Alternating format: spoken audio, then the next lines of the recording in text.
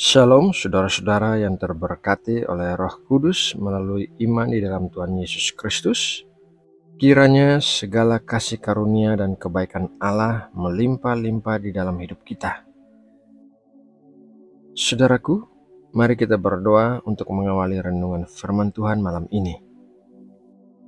Ya Tuhan Allah kami yang Maha Kudus, yang bertahta di dalam kerajaan sorga, terima kasih buat sepanjang hari yang dipenuhi berkat dan perlindungan-Mu bagi kami. Terima kasih karena Engkau telah membawa kami melalui hari ini dengan baik. Saat ini kami mau mempersiapkan hati untuk bersaat teduh dan menerima pengajaran firman-Mu. Bawalah kami mendekat kepadamu agar kami bisa mendengarkan suara-Mu, dan berikanlah kami hati yang bisa mengerti akan rahasia firman-Mu. Jadikanlah kami bukan hanya sebagai pendengar, melainkan juga menjadi pelaku-pelaku firman. Terima kasih ya Bapa.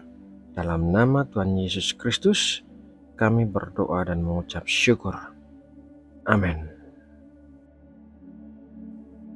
Saudara yang terkasih di dalam Kristus, ayat Alkitab untuk renungan firman Tuhan malam ini akan kita baca dari Yohanes 11 ayat 43 sampai 44. Dan sesudah berkata demikian, berserulah ia dengan suara keras, "Lazarus, marilah keluar." Orang yang telah mati itu datang keluar, kaki dan tangannya masih terikat dengan kain kapan dan mukanya tertutup dengan kain peluh. Kata Yesus kepada mereka, "Bukalah kain-kain itu dan biarkan ia pergi." Tahun lalu mungkin banyak di antara kita mengalami seperti apa yang Lazarus alami. Tekanan-tekanan yang kita hadapi dalam kehidupan telah membuat kita seakan-akan berada di dalam gua kematian yang gelap dengan batu besar yang menghalangi jalan keluar satu-satunya. Keadaan begitu gelap dan berat sehingga terkadang membuat kita patah semangat. Tahun ini kita menanti-nantikan kedatangan Tuhan Yesus dengan pengharapan untuk mengubahkan situasi kita dan membuat kita hidup kembali. Kabar baiknya adalah berapa lama pun kita telah berada di dalam gua, Tuhan Yesus pasti datang menemui kita dan membuat kita bisa hidup kembali. Tuhan Yesus akan membuat kita keluar dari gua yang telah memenjarakan kita dan melepaskan segala pengikat kita agar kita bisa hidup kembali dengan potensi yang telah diberikan oleh Tuhan. Setiap orang yang percaya kepada Kristus, yang memiliki Kristus sebagai Tuhan dan Juru Selamat, pasti memiliki Roh Kudus di dalam dirinya. Dan apabila kita memiliki Roh Kudus, maka artinya kita telah menerima kuasa dari Tuhan untuk menjadi pemenang-pemenang, sama seperti Tuhan Yesus adalah seorang pemenang.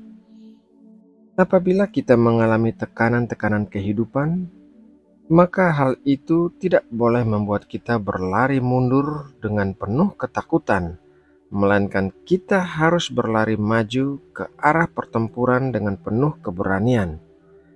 Di dalam 1 Samuel 17 ayat 48 tertulis demikian, ketika orang Filistin itu bergerak maju untuk menemui Daud, maka segeralah Daud berlari ke barisan musuh untuk menemui orang Filistin itu. Daud berhadapan dengan Goliat, seorang muda berhadapan dengan raksasa yang berpengalaman dalam pertempuran.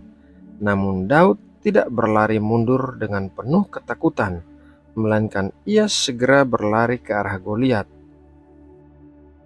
Tuhan menghendaki para prajuritnya memiliki keberanian seperti Daud yang menerjang maju dengan penuh keberanian karena kepercayaannya kepada nama Allahnya. Tuhan telah meletakkan potensi dalam diri setiap orang percaya agar mereka dapat bertahan dalam setiap tekanan kehidupan yang mereka alami. Semua yang kita alami di dalam hidup kita tidak akan melebihi kekuatan kita, seperti yang dikatakan firman Tuhan dalam 1 Korintus 10 ayat 13. Pencobaan-pencobaan yang kamu alami ialah pencobaan-pencobaan biasa yang tidak melebihi kekuatan manusia, sebab Allah setia dan karena itu Ia tidak akan membiarkan kamu dicobai melampaui kekuatanmu. Pada waktu kamu dicobai, Ia akan memberikan kepadamu jalan keluar sehingga kamu dapat menanggungnya. Tuhan itu setia dan kesetiaan Tuhan telah membuatnya pasti memberikan jalan keluar bagi kita.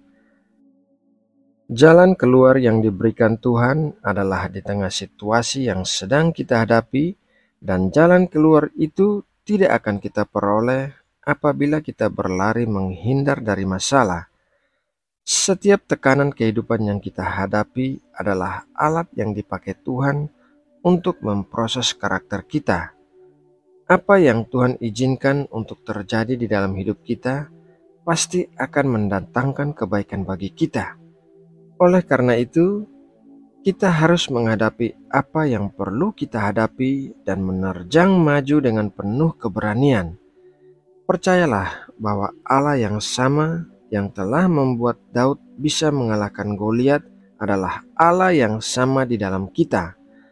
Percayalah bahwa saat kita merespon pada suara Tuhan Yesus, maka kita akan hidup kembali dan akan keluar dari goa kematian. Saudara yang terkasih di dalam Kristus, demikianlah renungan firman Tuhan malam ini. Semoga melalui renungan ini Allah menguatkan dan menyegarkan roh dan jiwa kita. Mari kita berdoa untuk menutup renungan ini. Tuhan Allah kami yang kami sembah dalam roh dan kebenaran, terima kasih buat berkat firman-Mu yang baru saja kami terima. Urapilah kami dengan pengurapan yang baru yang membuat kami hidup kembali dan memakai potensi-potensi yang Kau berikan untuk memuliakan nama-Mu. Hidupkanlah kami kembali dari keterpurukan apapun, baik dalam masalah keluarga, rumah tangga, ekonomi, pekerjaan, dan lain sebagainya. Berikanlah jalan keluar dan pulihkanlah keadaan kami. Ajarilah kami untuk mengambil hal-hal yang positif dari setiap masalah yang kami hadapi, agar kami dapat bertumbuh menjadi orang-orang yang dewasa rohani. Ya Bapa, saat ini secara khusus kami mau mendoakan bagi para hamba-Mu yang sedang berada di ladang misi dan pekabaran Injil. Kami percaya tuaian sudah semakin banyak menjelang kedatangan Tuhan Yesus yang kedua kali. Oleh karena itu, berkatilah para hamba-Mu dimanapun mereka ditempatkan. Berikanlah kekuatan dan kesehatan, serta cukupkanlah semua kebutuhan mereka. Berikanlah hikmat dan kepekaan untuk bisa bertindak dengan tepat dan menyampaikan kata-kata yang dipenuhi kasih dan kebaikan. Pakailah para hamba-Mu untuk menuai jiwa-jiwa bagi kemuliaan-Mu. Terima kasih ya Bapa. Sebentar lagi kami akan beristirahat. Kami berdoa memohon perlindungan-Mu memagari kami dan meluputkan kami dari segala sesuatu yang jahat. Kelilingilah kami dengan kasih setia-Mu seperti perisai. Kiranya wajah-Mu menyinari kami dan memberkati kami. Kiranya firman-Mu menuntun kami dalam jalan-jalan yang akan kami lalui. Malam ini kami juga mendoakan bangsa Indonesia. Kami berdoa bagi keselamatan, kesejahteraan, dan perlindungan bangsa kami. Berikanlah berkat-berkat-Mu yang terbaik bagi negeri ini.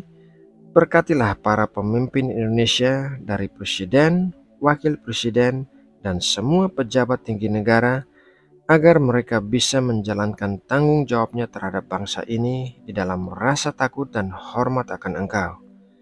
Terima kasih ya Bapa, karena kami percaya Engkau mendengar dan menjawab doa-doa kami. Dalam nama Tuhan Yesus Kristus, kami berdoa dan mengucap syukur. Amin.